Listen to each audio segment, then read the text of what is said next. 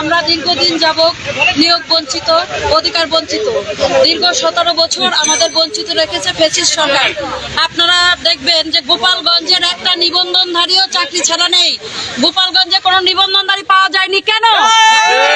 গোপালগঞ্জে কোনো নিবন্ধনধারী পাওয়া যায়নি, চাঁদপুরে কোনো নিবন্ধনধারী পাওয়া যায়নি। যারা নিয়োগ বঞ্চিত রয়েছে, নিয়োগ বঞ্চিত রয়েছে শুধু বগুড়াবাসী, বাংলাদেশের অন্যান্য জেলার লোকজন। কিসের জন্য? তারা পুলিশ ভেরিফিকেশনের নামে আমাদের সাথে প্রহসন করেছে। আমি 12তম নিবন্ধনধারী, আমার পরিপত্র ছিল শূন্য পদের বিপরীতে আমাকে ঠিকানো হয়েছে।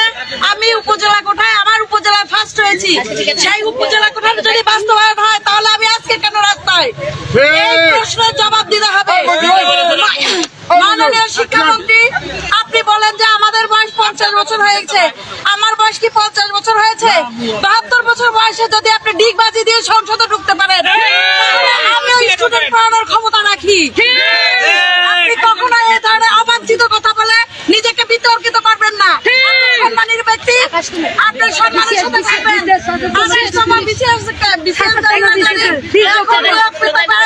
তাহলে আমাদের অপরাধ কোথায়? কোনো অপরাধ নাই।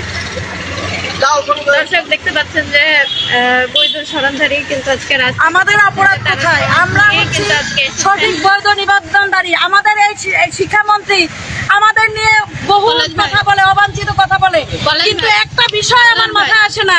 উনি এই যে 70 থেকে 80,000 জাল সনদ আছে, এই জাল সনদধারী থেকে উনি মুখ খোলে না, কথা বলে না। এনারা কি ওনার স্বজন, ওনার সন্তান, ওনার আত্মীয়?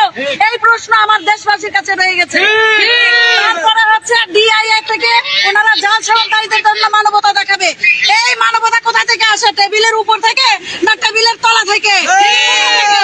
আমরা বৈধ সনদধারী, আমাদের নিয়োগ না দিয়ে জাল সনদধারীদের জন্য যদি মানবতা আসে, তাহলে আপনাদের মাধ্যমে পুরো দেশবাসীকে আমি জানাতে চাই, যারা এই জাল সনদধারীদের আশ্রয় প্রশ্রয় দিয়েছে, জেলা শিক্ষা অফিসার থেকে মন্ত্রণালয়ের দুষ্কৃতকারী আমলারা এবং এনটিআরসির চেয়ারম্যান নুরে আলম সিদ্দিকী, ওনাদের ড্রাইভার পর্যন্ত প্রত্যেকেই দুর্নীতির সাথে জড়িত।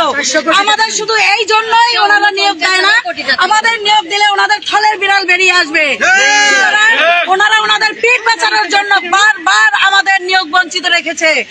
আপনাদের আমি আরো বলতে চাই, ওনারা যে এইসব অন্যায় অপকর্ম করছে, সেই অন্যায় অপকর্ম ঢাকার জন্য এখনো ওনারা তৎপর আছেন। ওনারা মাননীয় প্রধানমন্ত্রীর প্রতিশ্রুতিরও বাস্তবায়ন করছেন না, ওনারা মাননীয় প্রধানমন্ত্রীর আদেশকেও তোয়াক্কা করছেন না। ওনারা কার বলে ওনাদের চেহারা তো শক্ত? ওনারা কি জানে না এখন জুলাই চলছে, আর একটা জুলাই যেন আনতে না হয়। আমরা হচ্ছি সরকার সমর্থিত লোক, আমরা চাই না আমাদের কারণে আমাদের সরকার বিব্রত হয়। আপনাদের মাধ্যমে সরকারের কাছে আমরা আবেদন এবং নিবেদন করছি, আমাদের যে নিয়োগের ফয়সালা উনি যে প্রতিশ্রুতি দিয়েছিল, অচিরেই সেই প্রতিশ্রুতির বাস্তবায়ন চাই। এই বলে আমি আমার সংক্ষিপ্ত বক্তব্য শেষ করছি।